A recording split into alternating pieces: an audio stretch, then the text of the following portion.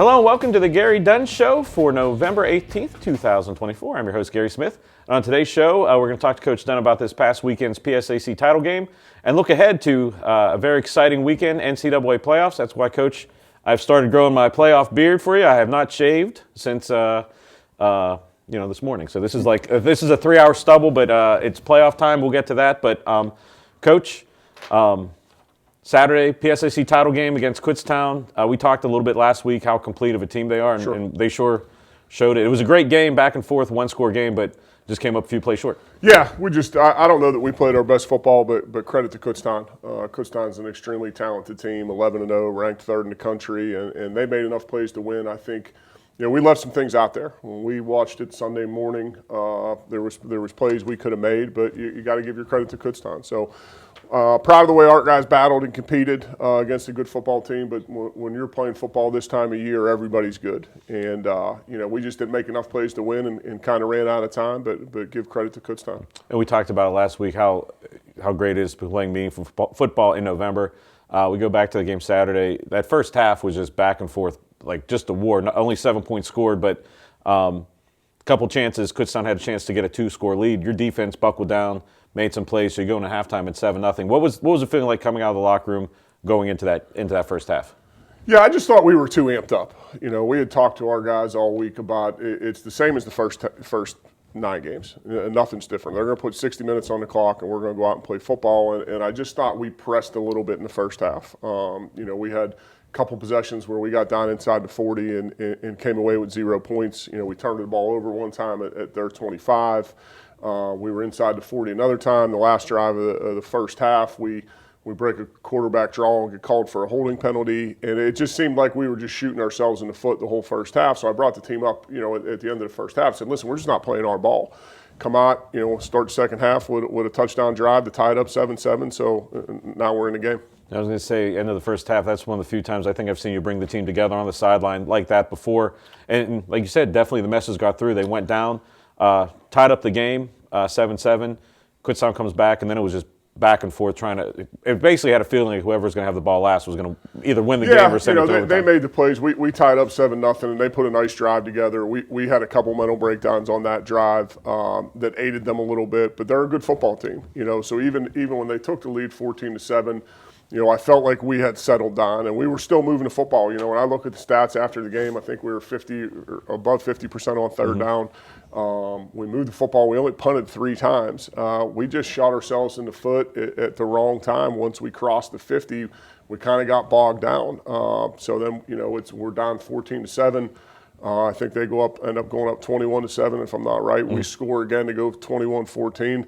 But we ran out of time. I had to use the timeouts there to try and save as much clock as we could. We had went down in the red zone the possession before that and came away empty. We had ran a quarterback draw and didn't block it up real good, so we lost a bunch of yards. And then, it's hard against good defense. I think it was 4th and 19, 4th and goal from the 19. There ain't a lot of plays for that situation. But our kids kept battling. We got a 3 and out. We called our timeouts. We got them to punt again, got a big punt return.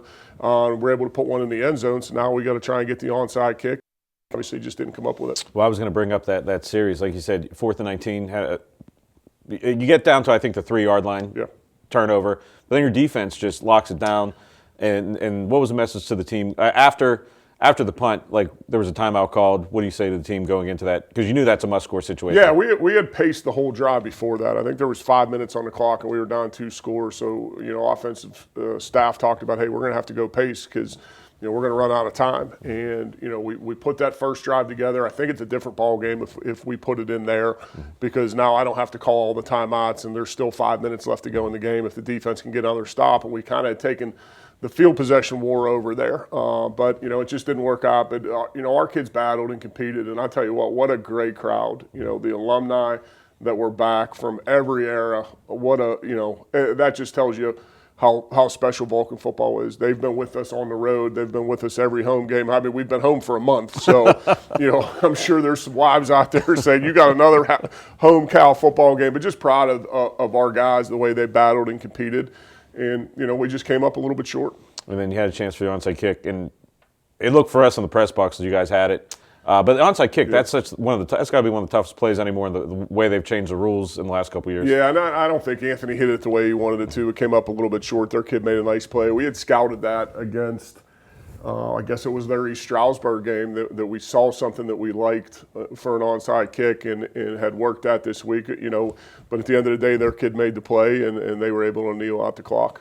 And after the game, before the presentation and stuff, you brought your team together for a pretty long post-game talk. What was the message to the team right after the game? Yeah, it was, we didn't make enough plays to win today. We're going to give Kutztown the credit. They did, but I also flipped it pretty quick to you guys have done enough to get in the national playoffs. I'd done my homework and tried figuring out all the scenarios, and we're still a little bit shell-shocked here from a couple years ago when the NCAA didn't put us in, and it was I think we're still the only one-loss team in the country to be left out of a playoff bracket. That still stings with our guys, and some of our seniors were on. A lot of our seniors were on that team. So you never know. But I told them, listen, we're going to get together tomorrow at 5 o'clock or 5:30. We're going to eat up at the student center and have a watch party, and they're not keeping us out this time. And I felt really good about it, and so that's what we did last night. Well, let's take a look back at the highlights from Saturday, and then we'll talk about everything NCAA playoffs after the break. You're watching the Gary Dunn Show right here on CUTV.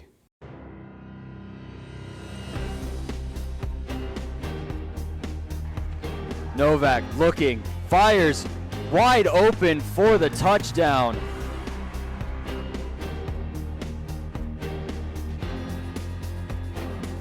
Black looking, pressure comes, Black fires, caught for Hopkins, able to get the first down and a little bit more as looks like the football comes out. Kutztown says they have it. There's another handoff to Boyd. Actually, no, Black's going to keep it himself. Rumbling in for the touchdown, Davis Black. What an angry run there by Davis Black for the touchdown. They're going to hand it off to Stewart instead. Stewart able to cut it up the middle, and he has plenty of space for the touchdown. On the near side for the Golden Bears. The handoff is to Burkhardt. Burkhardt tries the right side and able to force his way in for the touchdown.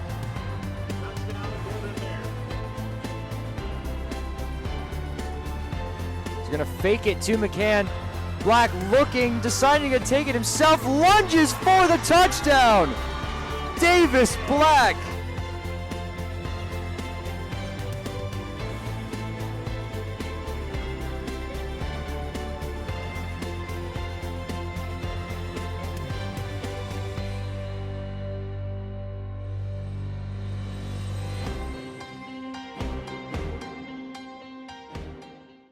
The 2024 NCAA Division II football playoffs are coming to Adamson Stadium this Saturday as the number 3 seed California Vulcans play host to the number 6 seed East Stroudsburg Warriors.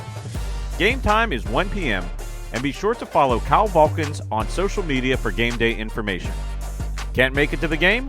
Then cheer on the Vulcans as the NCAA Division II football playoffs will be carried live on ESPN+.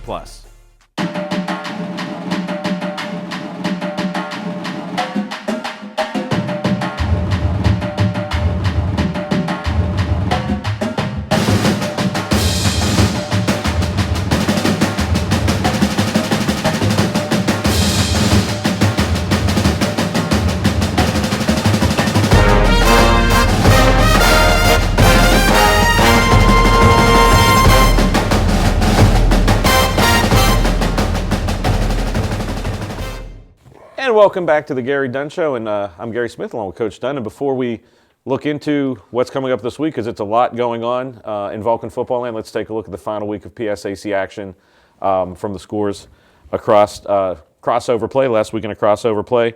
Other scores, East Stroudsburg over Clarion 22-19, Lock Haven over Gannon 21-13, Millersville getting their first and only win of the year over Edinburgh 23-21, Shepherd over Seton Hill 13-10, Slippery Rock over Bloomsburg 27-7, and IUP over Shippensburg 38-7. But Coach, as you alluded to before the break, selection show was yesterday. Yes, as sir. we shoot it on Sunday. California gets the 3rd seed. And again, we've talked about it last couple weeks, play meaningful football, and there's no more meaningful football at this time of the year, the NCAA playoffs.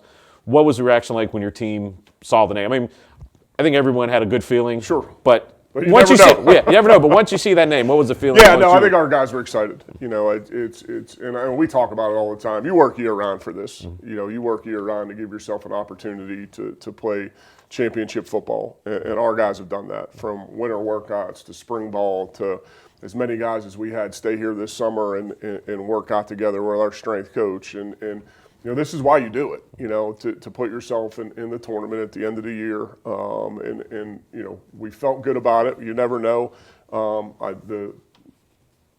We landed where I thought we would. I thought we'd get a home game. So excited, but you know, this time of year everybody's good. So we've got to get back to work. We've got to correct some things from yesterday or from Saturday that we didn't execute well. We've got to play better football to continue in this tournament.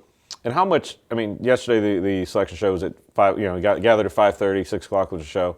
Usually, you know, a year in advance who your schedule is going to be. Like, I know coaching staff doesn't like to be out, but what's your staff and what's your thought process in that?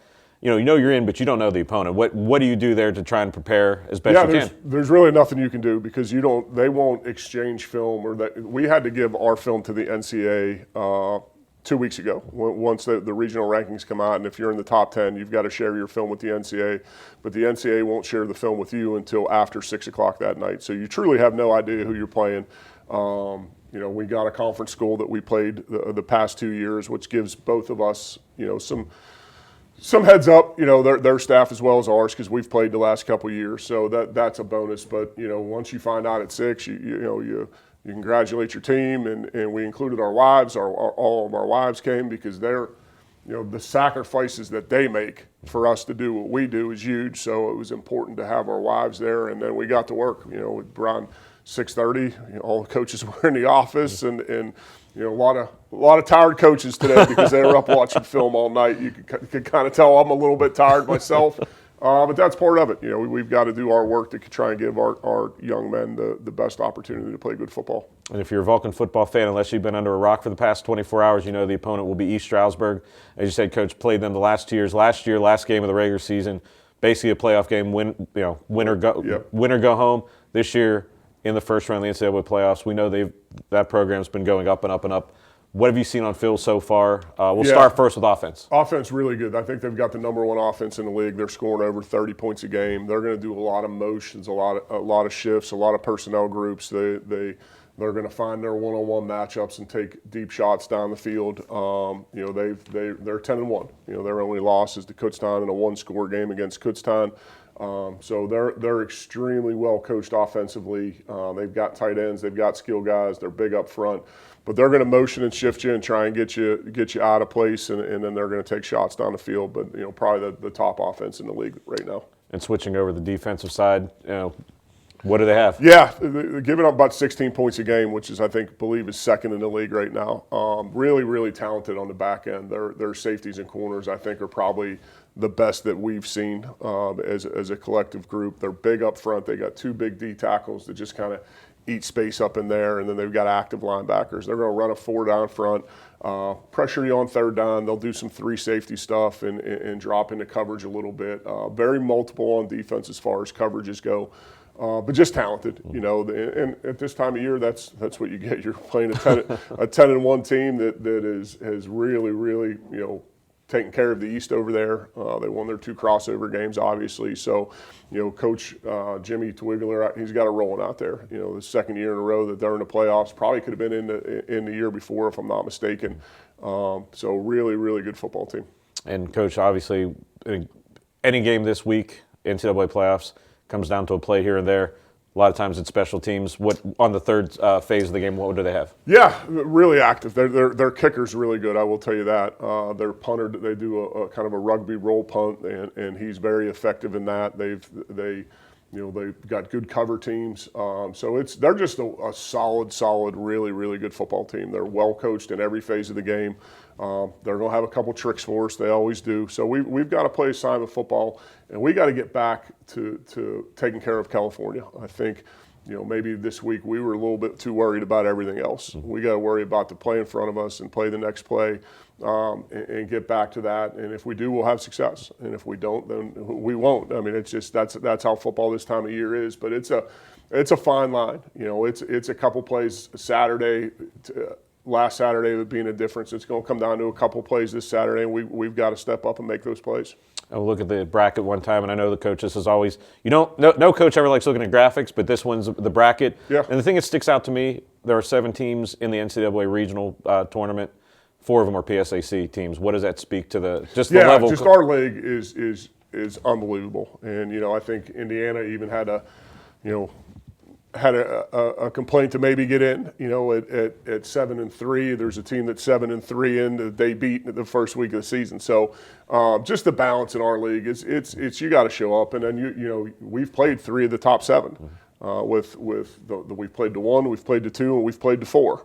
So I think our schedule has prepared us for this, and I don't mind graphics this time of year. I was going to say, it's once it's out, right? But it's just leading up to this time of year. We've got to handle our business week in and week out, and then when they have the selection show on Sunday evening, we'll look up and see where we're at, and we did that last night. So we're excited to continue to play. And I'll tell you what, the alumni outreach has been tremendous. The crowd, like I said earlier, the crowd we had here, and it was phenomenal last week. And just, as a alumnus myself, happy to be a part of it, that those guys reach out to us and they're back for the golf outing, they're back for the spring game, they come to our home games. Man, it is special to be a Vulcan football player and a Vulcan football alumni. I was say a couple times we would have the camera shot on the right end of the field where the alumni tailgate and stuff was, Yep. and just the excitement of the players down there, the former players down there, Yeah. Friends of the program. But we need all help we can get this Saturday. If you're in red and black, you got to come again. Let's go.